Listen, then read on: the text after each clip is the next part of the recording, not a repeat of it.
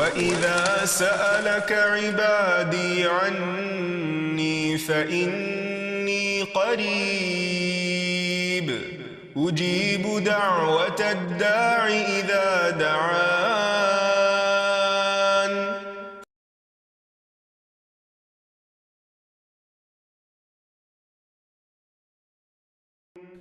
نحمده ونصلي على رسوله الكريم اما بعد فاعوذ باللہ من الشیطان الرجیم بسم اللہ الرحمن الرحیم رب اشرح لی صدری ویسر لی امری واحلل عقدۃ من لسانی یفقہوا قولی. السلام علیکم ورحمۃ اللہ وبرکاتہ. ناظرین، پروگرام دعا کیجیے کے ساتھ آپ کی خدمت میں حاضر ہیں.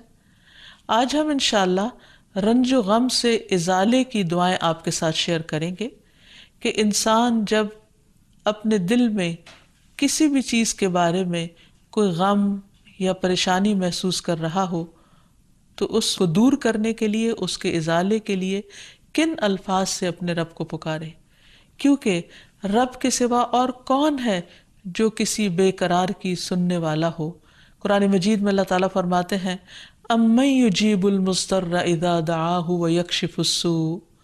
پھر بھلا بتاؤ وہ کون ہے جو بے قرار کی، مضطر کی پکار سنے اور اس سے تکلیف کو ہٹا دے. وہ صرف اللہ سبحانہ وتعالیٰ ہی ہے، اور ہمارے دل بھی اسی کے ہاتھ میں ہیں، وہ جس طرف چاہے ان کو پھیر دے. کیونکہ بعض اوقات انسان ہر چیز کے ہوتے ہوئے، ہر نعمت کے ہوتے ہوئے اپنے دل کے اندر ایک غم، ایک ڈپریشن، ایک تکلیف محسوس کرتا ہے. اور بعض اوقات اسباب کچھ جانے بوجھے ہوتے ہیں، اور بعض اوقات اسباب جانتا بھی نہیں انسان، اور فگر آؤٹ کرنے کے باوجود، انالائز کرنے کے باوجود، مختلف سچویشنز کو انسان اپنا محاسبہ کرنے کے باوجود کہ کس چیز نے اس کو غمگین کیا یا دکھی کیا اس کو سمجھ بھی نہیں آتی. تو ایسے میں پھر حل کس کے پاس ہوگا؟ صرف اور صرف اس رب کے پاس جس کے ہاتھ میں ہماری جان ہے، جس کے قبضے میں ہماری جان ہے، جس کے 2 انگلیوں کے درمیان ہمارے دل ہیں. وہی ہمارے دلوں کو خوشی اور سکون سے بھر سکتا ہے. اس لیے ہمیں خوب خوب توجہ کے ساتھ اسے پکارنا چاہیے. حدیث میں آتا ہے، ابو ہریرہ کی روایت ہے، رسول اللہ صلی اللہ علیہ وسلم نے فرمایا جو مسلمان اپنا چہرہ اللہ عز و جل کے سامنے گاڑ کر کسی چیز کا سوال کرتا ہے، اللہ اسے وہ چیز ضرور عطا فرماتا ہے، خواہ وہ اسے جلدی عطا کرے یا اس کے لیے ذخیرہ کر کے رکھ لے، یعنی آخرت کے لیے.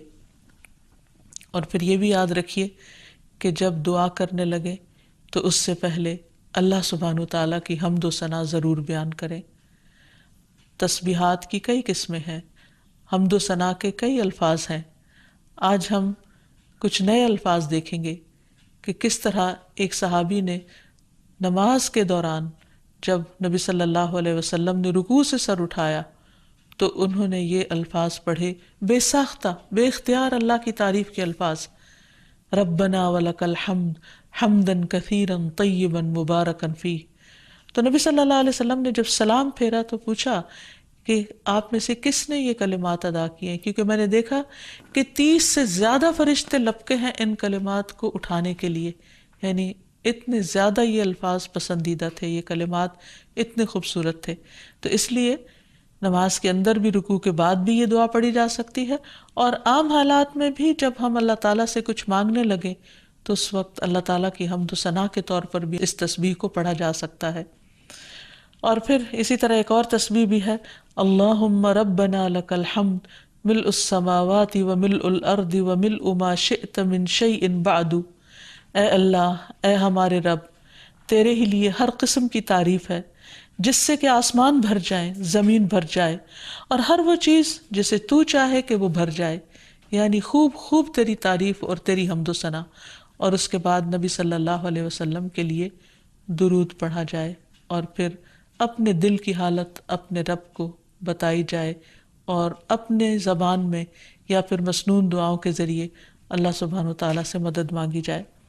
حقیقت یہ ہے کہ رنج و غم انسانی زندگی کا حصہ ہے، اور جتنا بڑا کوئی غم ہوتا ہے اس پر اتنا ہی بڑا اجر و ثواب ہوتا ہے. حدیث میں آتا ہے جتنی مصیبت بڑی ہوگی اتنا ہی اجر بھی بڑا ہوگا۔ اور جب اللہ کسی قوم سے محبت کرتا ہے تو ان کو آزمائش میں مبتلا کر دیتا ہے۔ تو ایسے میں انسان کو صبر سے کام لینا چاہیے اور بار بار اللہ کے ذکر سے اپنے دل کو اطمینان دینا چاہیے، کیونکہ اللہ تعالیٰ نے قرآن مجید میں فرمایا الا بذکر اللہ تطمئن القلوب، خبردار سنو، اللہ کے ذکر سے دلوں کو اطمینان نصیب ہوتا ہے۔ پھر یہ ہے کہ غم اور تکلیفیں اور صدمے انسان کو گناہوں سے پاک کرتے ہیں اور انسان کے گناہوں کا کفارہ بن جاتے ہیں۔ ام سلمہ رضی اللہ عنہا سے مروی ہے، وہ کہتی ہے کہ میں نے رسول اللہ صلی اللہ علیہ وسلم کو فرماتے ہوئے سنا، جب اللہ تعالیٰ بندے کو کسی مصیبت کے ساتھ آزماتا ہے اور وہ اپنی حالت اور کیفیت کی بنا پر اسے ناپسند کرتا ہے تو اللہ تعالیٰ اس تکلیف کو اس کے گناہوں کا کفارہ اور اسے پاک کرنے کا سبب بنا دیتے ہیں، جب تک کہ وہ لاحق ہونے والی بیماری سے شفا حاصل کرنے کے لیے اسے اللہ عز و جل کے علاوہ کسی اور کے در پہ پیش نہیں کرتا یا اسے دور کرنے کے لیے غیر اللہ کو نہیں پکارتا، کیونکہ جب انسان اللہ کے سوا کسی اور کو پکارتا ہے تو اللہ تعالیٰ پھر انسان کو اسی کے حوالے کر دیتا ہے۔ پھر اسی طرح یہ بات بھی یاد رہے کہ انسان جب کوئی غلط کام کرتا ہے تو اس کا بدلہ اس کو مل کر رہتا ہے۔ ہاں، یہ الگ بات ہے کہ اللہ تعالیٰ معاف کر دے۔ اس سلسلے میں حضرت ابوبکر رضی اللہ تعالیٰ عنہ سے ایک حدیث مروی ہے، وہ کہتے ہیں کہ اے اللہ کے رسول صلی اللہ علیہ وسلم، اس آیت کے بعد درستگی کیسے ہو سکتی ہے؟ ہماری جان کیسے چھوٹ سکتی ہے کہ لیس بامانیکم ولا امانی اہل الکتاب من یعمل سوءا یجز بہ ولا یجد لہ من دون اللہ ولیا ولا نصیرا، کہ نجات کا دار و مدار نہ تمہاری آرزوؤں پر ہے اور نہ اہل کتاب کی آرزوؤں پر، جو بھی برے کام کرے گا اس کی سزا پائے گا اور اللہ کے سوا کسی کو اپنا حامی و مددگار نہ پائے گا۔ جو بھی ہم کام کریں گے اس کا بدلہ تو ہم کو دیا جائے گا۔ تو آپ صلی اللہ علیہ وسلم نے فرمایا، اے ابو بکر، اللہ تم کو بخشے، کیا تم بیمار نہیں ہوتے؟ کیا تم غمگین اور رنجیدہ نہیں ہوتے؟ کیا تم تنگی اور پریشانی سے دوچار نہیں ہوتے؟ وہ کہتے ہیں، میں نے کہا جی ہاں۔ آپ نے فرمایا، اسی طرح تو تم کو بدلہ دیا جاتا ہے۔ یعنی قرآن مجید میں یہ جو آتا ہے نا، من یعمل سوءا یجز بہ، جو برا کرے گا بدلہ پائے گا، تو یہ بیماریاں، تکلیفیں، دکھ، یہ ایک طرح سے بدلہ ہیں۔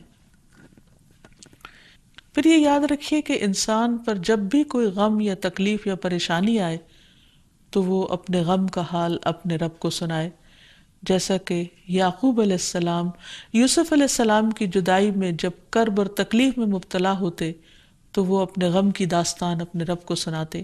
قرآن مجید میں آتا ہے، انما اشکو بسی و حزنی الی اللہ، کہ میں اپنے غم اور دکھ کی داستان اپنے رب کو ہی سناتا ہوں۔ یعنی لوگوں کے سامنے چرچا نہیں کرتے تھے کہ ان کے دل پر کیا بیت رہی ہے، ہاں وہ اپنے رب سے ضرور اپنے غم کو شیئر کرتے تھے۔ اسی طرح یونس علیہ السلام کا قصہ ہمارے سامنے ہے۔ قرآن مجید میں اللہ تعالیٰ فرماتے ہیں، وَذَا النُّونِ إِذ ذَّهَبَ مُغَاضِبًا فَظَنَّ أَن لَّن نَّقْدِرَ عَلَيْهِ فَنَادَىٰ فِي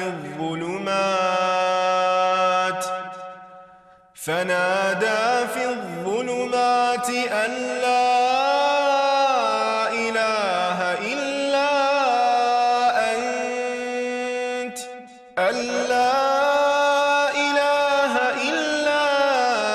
أَنتَ سبحانك إني كنت من الظالمين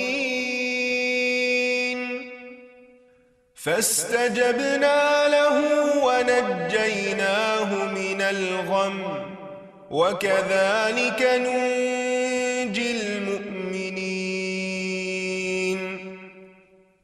اور مچھلی والے کو جب وہ غصے سے بھرا ہوا چلا گیا، بس اس نے سمجھا کہ ہم اس پر گرفت تنگ نہ کریں گے، تو اس نے اندھیروں میں پکارا کہ تیرے سوا کوئی معبود نہیں، تو پاک ہے، یقیناً میں ظلم کرنے والوں میں سے ہوں۔ تو ہم نے اس کی دعا قبول کی اور اسے غم سے نجات دی، اور اسی طرح ہم ایمان لانے والوں کو نجات دیتے ہیں۔ یعنی جس طرح یونس علیہ السلام کو اس کلمے کی بدولت غم سے نجات دی، تو اللہ تعالیٰ کا وعدہ ہے کہ باقی اہل ایمان کو بھی ہم غم سے نجات دیں گے اسی کلمے کی برکت سے۔ پھر اسی طرح یہ ہے کہ انسان عملی طور پر بھی کچھ طریقے اختیار کرے غم کو دور کرنے کے، یعنی دعاؤں کے ساتھ ساتھ۔ اس میں سب سے پہلی بات تو یہ کہ انسان جب اس سے کوئی چیز کھو جائے، کوئی انسان فوت ہو جائے، تو اسے اللہ تعالیٰ کا فیصلہ سمجھ کر قبول کرے کہ ایسا تو ہونا تھا، کیونکہ دنیا میں کوئی بھی چیز ہمیشہ کے لیے انسان کے پاس نہیں رہ سکتی۔ انسان کی صحت، اس کی اولاد، اس کا مال و دولت، اس سے ملنے والے بے شمار نعمتیں، یہ اللہ تعالیٰ کی طرف سے ایک امانت ہے، اور اپنا وقت پورا کرنے کے بعد ایک کے بعد ایک چیز رخصت ہوتی چلی جاتی۔ کوئی بھی چیز انسان کے پاس ہمیشہ نہیں رہ سکتی، اور دس از اے فیکٹ، یہ ایک یقینی بات ہے، اس پر انسان کا ایمان ہونا چاہیے۔ اور جب اللہ تعالیٰ کوئی چیز دے تو انسان شکر ادا کرے، اور جب کوئی چیز لے لے تو سمجھے کہ اب اللہ تعالیٰ نے اپنی نعمت واپس لے لی اور اس پر مجھے جزا فضا کرنے کا کوئی حق نہیں ہے۔ پھر اسی طرح یہ ہے کہ انسان اللہ پر بھروسہ کرے، اور ایک چیز جانے کے بعد یہ سوچے کہ اللہ تعالیٰ مجھے اس سے بہتر عطا کریں گے، یعنی اللہ تعالیٰ کے بارے میں مثبت سوچ رکھے، اسے اللہ تعالیٰ کا ظلم قرار نہ دے کہ میرے ساتھ اچھا نہیں ہوا کہ اللہ نے مجھ سے فلاں چیز لے لی۔ نہیں، نبی صلی اللہ علیہ وسلم نے حضرت ام سلمہ کو یہ دعا سکھائی تھی، اللہم اجرنی فی مصیبتی واخلف لی خیرا منہا، جب ان کے شوہر ابو سلمہ کا انتقال ہوا تھا کہ اللہ مجھے اس مصیبت میں اجر عطا کر اور مجھے اس سے بہتر چیز عطا کر، اور بعد میں ان کا نکاح نبی صلی اللہ علیہ وسلم کے ساتھ ہوا۔ پھر اسی طرح یہ ہے کہ جو شخص اللہ تعالیٰ کے فیصلوں پر راضی ہو جاتا ہے، اللہ تعالیٰ بھی اس سے راضی ہوتا ہے، تو اس لیے تکلیف آنے پر بھی انسان کو الحمدللہ کہنا چاہیے کہ اللہ تیرا شکر ہے، یعنی میں ہر حال میں تجھ سے راضی ہوں۔ نبی صلی اللہ علیہ وسلم پر کوئی تکلیف یا رنج و غم کی کیفیت آتی تو آپ فرماتے الحمدللہ علی کل حال، میں ہر حال میں اللہ تعالیٰ کا شکر ادا کرتا ہوں۔ پھر اسی طرح یہ ہے کہ انسان کثرت سے تسبیح کرے، کیونکہ تسبیح کرنا انسان کے رنج و غم کو دور کر دیتا ہے۔ وَلَقَدْ نَعْلَمُ أَنَّكَ يَضِيقُ صَدْرُكَ بِمَا يَقُولُونَ فَسَبِّحْ بِحَمْدِ رَبِّكَ وَكُن مِّنَ السَّاجِدِينَ وَاعْبُدْ رَبَّكَ حَتَّى يَأْتِيَكَ الْيَقِينُ، اور بلا شبہ یقیناً ہم جانتے ہیں کہ بے شک آپ کا سینہ اس سے تنگ ہوتا ہے جو وہ کہتے ہیں، یعنی لوگوں کے باتیں بنانے پر آپ تنگ ہوتے ہیں، بس اپنے رب کی حمد کے ساتھ تسبیح کیجیے اور سجدہ کرنے والوں میں سے ہو جائیے، اور اپنے رب کی عبادت کیجیے یہاں تک کہ آپ کے پاس یقین آ جائے، یعنی وفات کا وقت آ جائے۔ تو اس آیت سے یہ پتہ چلتا ہے کہ رنج و غم کا علاج کثرت سجود میں ہے، اور اللہ سبحانہ و تعالیٰ کی تسبیح میں، اور دوام کے ساتھ، کنسسٹنسی کے ساتھ اللہ تعالیٰ کی عبادت کرتے رہنے میں۔ یعنی عموماً جب انسان پر کوئی غم آ جاتا ہے تو عبادت کی قوت کم ہو جاتی ہے، حالانکہ عبادت ہی اس غم کو دور کرنے کا ذریعہ بنتا ہے، تو اس کی پابندی ضروری ہے۔ نبی صلی اللہ علیہ وسلم جب بھی کوئی تکلیف ہوتی، جب بھی کوئی پریشانی ہوتی، فوراً نماز کی طرف رجوع کیا کرتے تھے۔ فرض نماز کے علاوہ نوافل سے بھی مدد لینی چاہیے، یعنی اللہ سبحانہ و تعالیٰ کے حضور سجدے میں پڑ جانا چاہیے تاکہ انسان کی پریشانی دور ہو جائے۔ پھر اسی طرح انسان صبر سے کام لے۔ اللہ تعالیٰ فرماتے ہیں وَاصْبِرْ وَمَا صَبْرُكَ إِلَّا بِاللَّهِ، صبر کیجئے اور آپ کا صبر اللہ ہی کی توفیق سے ہے، یعنی جو شخص صبر کرتا ہے اللہ تعالیٰ اس کو پھر صبر عطا کر دیتا ہے۔ پھر اسی طرح یہ ہے کہ انسان زبان سے برے الفاظ ادا نہ کرے۔ آپ صلی اللہ علیہ وسلم نے اپنے بیٹے ابراہیم کی وفات پر آنسو تو بہائے، لیکن زبان سے کوئی ایسا جملہ نہیں نکالا جو اللہ تعالیٰ کو ناراض کرے۔ آپ نے فرمایا آنکھ روتی ہے، دل غمگین ہوتا ہے، مگر ہم وہی بات کہتے ہیں جس سے ہمارا رب راضی ہے۔ اے ابراہیم، ہم تمہاری جدائی کے سبب غمگین ہیں، یعنی ہمیں دکھ ضرور ہے لیکن زبان سے کوئی ایسی بات نہیں کریں گے جو اللہ تعالیٰ کو ناراض کرنے والی ہو۔ پھر اسی طرح انسان جزا فضا نہ کرے بلکہ اللہ تعالیٰ کا ذکر کرے، کیونکہ انسان زبان سے اگر ایسی باتیں نکالے بھی جو اللہ تعالیٰ کو ناراض کرنے والی ہیں، تو اس سے انسان کے غم کا ازالہ نہیں ہو سکتا۔ اور پھر سب سے بڑی بات یہ کہ انسان آخرت کا غم خود کو لگا لے، کیونکہ جو شخص آخرت کے غم میں مبتلا ہو جاتا ہے اس کے لیے دنیا کے غم بہت آسان ہو جاتے ہیں، اور ساتھ ساتھ دعاؤں کے ذریعے اللہ تعالیٰ سے مدد لیتا رہے تاکہ غموں کو نبھانا آسان ہو جائے۔ نبی صلی اللہ علیہ وسلم کو جب کوئی غم پہنچتا یا کوئی پریشانی ہوتی تو آپ فرماتے، یا حی یا قیوم برحمتک استغیث، اے زندہ رہنے والے، اے قائم رہنے والے، تیری رحمت کے وسیلے سے فریاد کرتا ہوں، یا اللہ تو میرا غم دور کر دے۔ ایک اور مسنون دعا ہے، اللہم انی اعوذ بک من الہم والحزن والعجز والکسل والبخل والجبن ودلع الدین وغلبۃ الرجال۔ اے اللہ میں تیری پناہ مانگتا ہوں غم، عاجزی، سستی، بخل، بزدلی، قرضداری کے بوجھ اور ظالم کے اپنے اوپر غلبے سے۔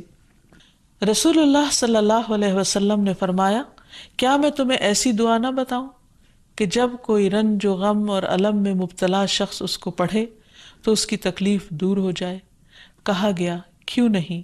آپ نے فرمایا وہ مچھلی والے کی دعا ہے، لا الہ الا انت سبحانک انی کنت من الظالمین، تیرے سوا کوئی الہ نہیں، تو پاک ہے، بے شک میں ہی ظالموں میں سے ہوں۔ اس آیت کو آیت کریمہ بھی کہا جاتا ہے۔ اس آیت کا ورد کثرت کے ساتھ کرنا چاہیے، لیکن سوچ سمجھ کر اور شعور کے ساتھ۔ اس سلسلے میں یہ یاد رہے کہ کسی خاص نمبر کی کوئی تاکید نہیں کی گئی کہ 100 دفعہ پڑھا جائے یا 1000 یا لاکھ دفعہ پڑھا جائے۔ انسان جتنی بار بھی پڑھے، پوری شعور اور توجہ کے ساتھ پڑھے تو انشاءاللہ اس کا غم دور ہو جائے گا۔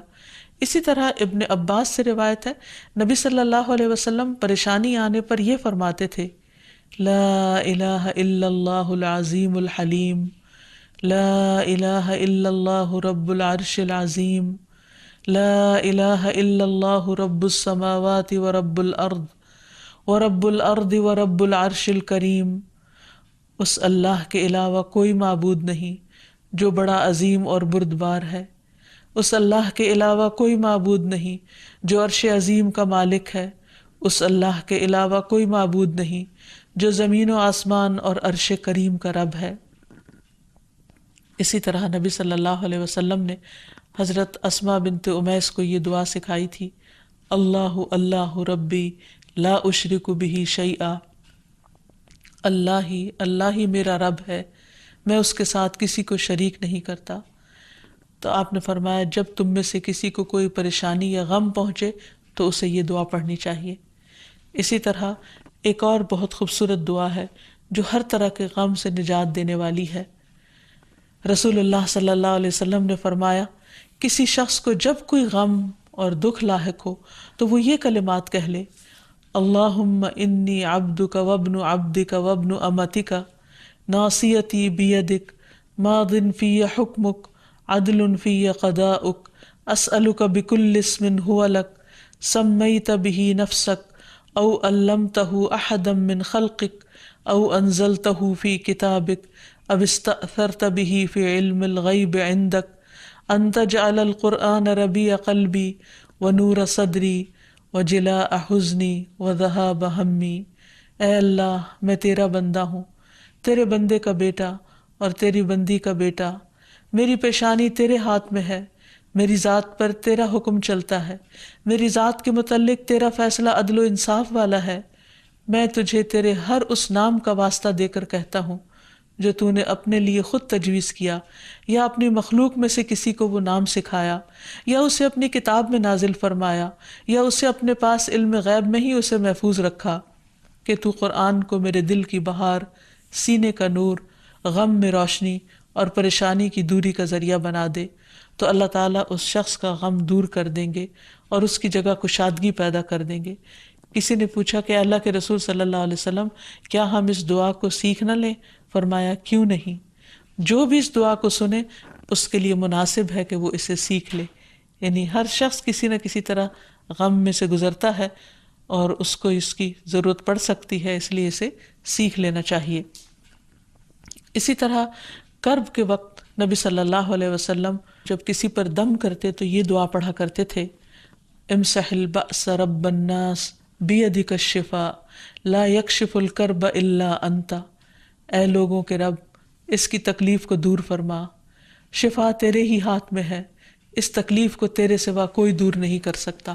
تو گویا انسان کسی بھی غم، گھٹن، پریشانی، تنگی، تکلیف میں اپنے رب سے خوب خوب دعا کرے، اس یقین کے ساتھ کہ یہ تکلیف صرف وہی دور کر سکتا ہے، اور جب یقین کے ساتھ دعا کرے گا تو دعا قبول بھی ہوگی۔ تو اللہ تعالیٰ سے دعا ہے کہ وہ ہمارے سب کے دلوں کو قرآن کے نور سے منور کر دے اور غموں کے اندھیروں کو دور کر دے اور ہمارے دلوں کو راحت اور اطمینان نصیب فرمائے۔ وآخر دعوانا ان الحمد للہ رب العالمین۔ السلام علیکم ورحمۃ اللہ وبرکاتہ۔ ولم أكن بدعائك رب شقيا